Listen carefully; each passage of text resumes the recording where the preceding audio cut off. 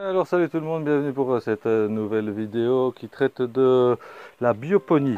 Ici on voit que ça commence à pousser, ça se développe, ça fait déjà à peu près 2 semaines que ça a été lancé.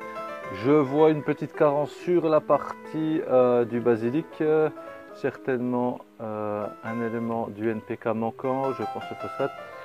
Autre chose en attendant de rajouter, ou peut-être du fer. J'observe que les racines se développent aussi de leur côté. Ici pour la partie basilic, ça se développe très bien. Les racines sont blanches donc c'est sain. Par contre, j'observe un petit peu au-dessus pour les salades échalotes, je crois, et puis peut-être au fond. Ciboulette, les racines ont tendance à remonter. Ce qui voudrait peut-être signaler qu'il y a un manque d'oxygène. Donc, c'est très simple. On va rajouter un bulleur. Donc voici le bulleur, j'ai plus exactement les caractéristiques. C'est quelque chose qui a été acheté en jardinerie, c'est un API. Je connais plus exactement le débit par heure.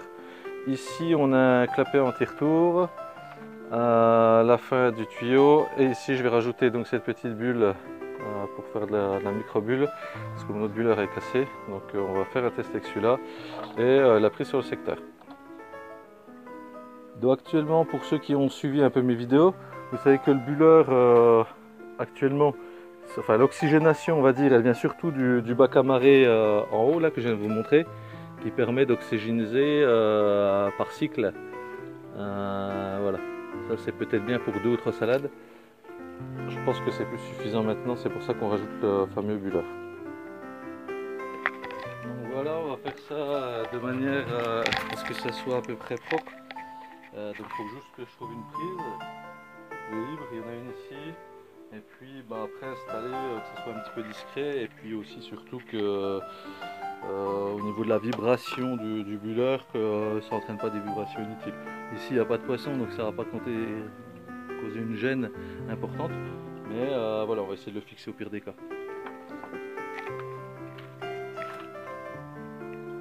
Donc pour le fixer, on va pas se prendre le chou, on va prendre une petite vrille.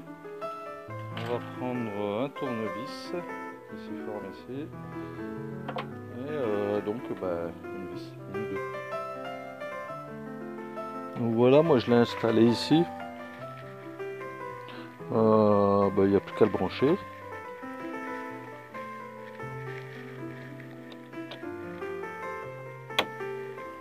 Voilà. Donc pour l'instant c'est assez discret, ça fait pas trop de bruit. Avec le tube qui descend en bas, là, comme je vous disais tout à l'heure, le clapet anti-retour, je l'ai fait passer ici, vers la scie du bac à marée. Et puis là, voilà, ça bulle pas mal. Donc ça va apporter un apport d'oxygène assez important pour la structure. Vous voyez, on entend ça vibre. Donc là, il faut que je le fixe un petit peu mieux. Pourtant, j'ai mis la vis. Bon, faut que je trouve un petit réglage un petit peu plus approprié. Pour que ça soit un peu moins bruyant. Donc voilà, ça marche au 220 pour celle-là. Et puis donc là, je vais repositionner un petit peu le bulleur à l'extrémité pour qu'on ait ou peut-être même au centre, pour qu'on ait la meilleure oxygénation possible. Voilà, je vous retrouve à la fin de cette vidéo.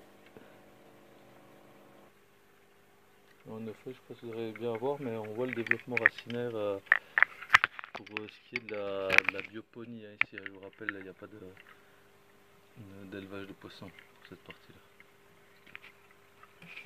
Ça se développe pas mal. Ça fait à peu près une semaine que j'ai replanté tout ça. Les résultats sont chouettes. Voilà, on va rebrancher.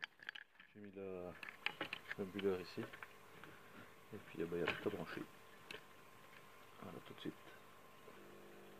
Donc voilà, c'est branché, c'est dans l'aquarium, ça fait de la bulle. Et là, je pense que ça oxygène énormément le radeau. Encore que ça va pas partout non plus. Mais voilà, je pense que les racines, elles vont se rapprocher de la source. Et il y a toujours cette partie-là aussi par cycle qui nous renvoie un peu d'oxygène. Donc voilà, je voulais juste vous montrer avant de terminer cette vidéo. Donc je crois que c'est une échalote qui a été plantée il y a une semaine. Donc voilà, aujourd'hui, l'état racinaire. Donc ça se développe très vite. En tout cas, je vous remercie. J'espère que j'ai pu répondre à vos questions. Et je vous dis à très bientôt. N'hésitez pas à mettre un petit pouce bleu, un petit like, de partager ou bien de poser vos questions. Bise!